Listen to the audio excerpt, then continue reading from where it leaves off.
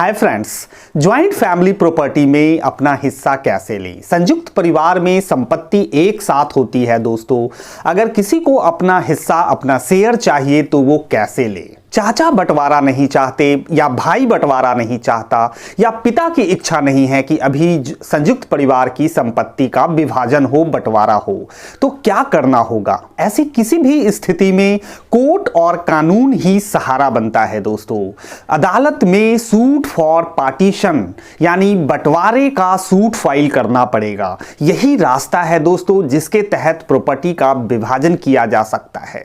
Partition यानी बंटवारे का दावा करते हुए आप सिर्फ अपने हिस्से का भी क्लेम कर सकते हो, यानी बाकी लोग संयुक्त रह जाएंगे, आपका हिस्सा अलग कोर्ट कर देगी। ये है सेपरेशन ऑफ अ शेयर। दूसरी ओर एक बंटवारा वो है जहां सभी के हिस्सों को कोर्ट विभाजित कर देती है। किसी को अपना हिस्सा चाहिए या पूरी प्रॉपर्टी यानी संयुक्त संपत्ति का विभाजन चाहिए, तो ऐसी स्थिति में उसे कोर्ट में सूट फॉर पार्टीशन फाइल करना होता है दोस्तों। लेकिन कुछ कंडीशन है, कुछ शर्तें हैं। पहला काम जो उस व्यक्ति को करना है वो है लीगल नोटिस भेजना, यानी दूसरे जो उसमें हिस्सेदार हैं उनको एक सही तरीके से नोटिस पहुंचाना होता है कि मैं इस प्रॉपर्टी का हिस्सेदार हूं, आप भी इसके संयुक्त हिस्सेदार हो और ये प्रॉपर्टी हमारे बीच विभाजित की जाए, इसकी रिक्वेस्ट करनी होती है। दोस्तों, मैं बहुत इंपॉर्टेंट बात बताऊं कि जो संयुक्त संपत्ति है उसके आप ओनर हो, आपका एक हिस्सा है, उसमें सभी हिस्सेदार हैं। वो कोई नई प्रॉपर्टी नहीं है। Redistribution of the existing right, यानी जो अधिकार आपके पहले से हैं उन्हीं अधिकारों का एक विभाजन होता है।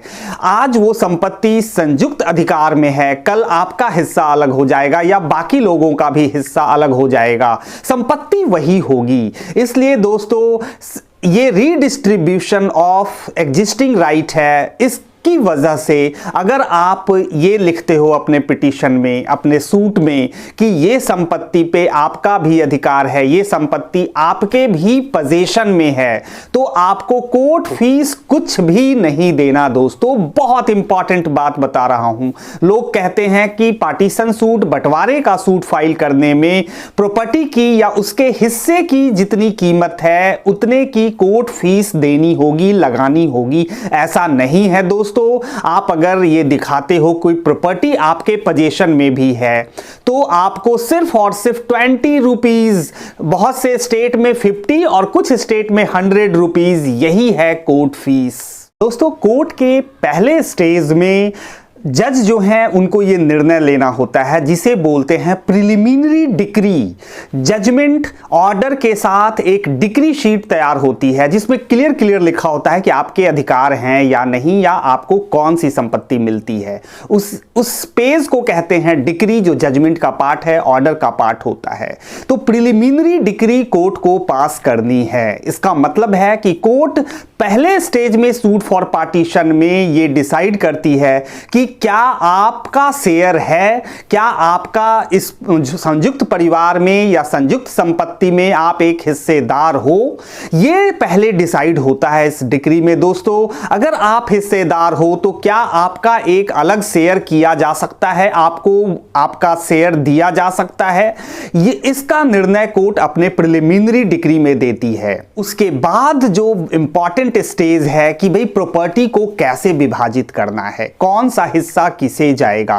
अगर ये कृषि भूमि है दोस्तों तो कोर्ट कलेक्टर को ये निर्देश देती है कि आप इनका एक डिवीजन प्लान, इनके बंटवारे का प्लान बनाओ और इनको कंसल्ट करें। ज्यादातर कृषि भूमि में चूंकि पार्टी कलेक्टर ऑफिस में पहुंचती है, वहां चीजों को समझाया जाता है, आपस में पार्टी की अंडरस्टैंडिंग भी बन जाती है कि कौन सा हिस्सा कौन ले सकता है। इस तरीके से वहां बहुत विवाद नहीं होते। अगर किसी पार्टी का कोई ऑब्जेक्शन नहीं है तो कलेक्टर ऑफिस से वो रिपोर्ट आ जाती है कि इस तरीके से इसका विभाजन किया गया है और अल्टीमेटली प्रॉपर्टी विभाजित हो जाती है। लेकिन अगर वो पुश्तैनी घर है दोस्तों, खानदानी मकान है या कोई बड़ी बिल्डिंग है, रेजिडेंशियल हाउस है, उनके बंटवारे में बहुत दिक्कत आती है। उसके लिए एक कमिश्नर अपॉइंट करती है कोर्ट।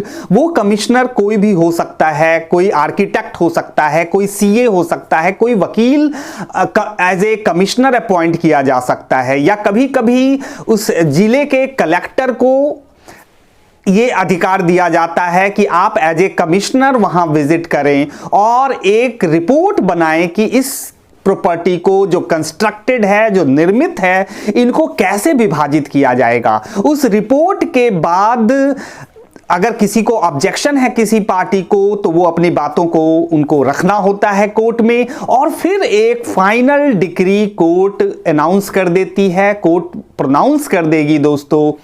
उस फाइनल डिक्री के बेसिस पे ये विभाजन संपत्ति का कंप्लीट हो जाएगा।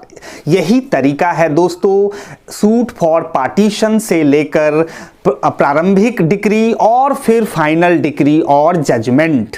दोस्तों अगर ये सारी चीजें हो गई तो कोर्ट की एक अजीबोगरीब प्रक्रिया है कि अगर फिर भी कोई पार्टी किसी जमीन या किसी हिस्से पे अपना कब्जा बनाए रखती है, उसे नहीं छोड़ती, दूसरी पार्टी को नहीं देती, जिसे हैंड ओवर करना बोलते हैं, तो दूसरी पार्टी या जो पार्टी एग्रीव्ड है, जिसे लगता है कि उसे डिक्री पास होने के बाद, कोर्ट के आदेश के बाद भी वो हिस्सा नहीं मिला, तो वो एग्जीक्यूशन फाइल कर सकती है कोर्ट में। एग्जीक्यूशन पिटीशन डालना होता है, फिर कोर्ट पुलिस फोर्स भेजती है, जो वहां के अधिकारी होते हैं, बीडीओ होते हैं, सीओ होते हैं, उनको भेजा जाता है और पुलिस फोर्स के द्वारा ये चीजें डिवीजन कराई जाती हैं।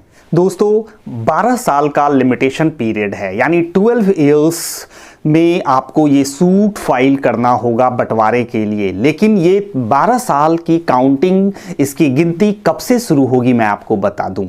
अब अगर किसी ने किसी के हिस्से को रखा हुआ है, उसको दबाया हुआ है, और इस तरीके से ये बातें समाज में आम हो चली हैं, लोगों को पता है कि उसने उसके हिस्से को अपने कब्जे में किया हुआ है। अगर ये धारणा सामाजिक रूप से फैली हुई है, तो उस समय से, जब से ये धारणाएं चल रही हैं समाज में, उस समय से 12 साल के अंदर जो एग्रीव्ड पार्टी है, जिसके हिस्से को किसी ने दबाया हुआ है, उसको नहीं दिया जा रहा, वो पार्टी 12 साल में पार्टीशन सूट यानी बंटवारे का केस कोर्ट में फाइल करेगी।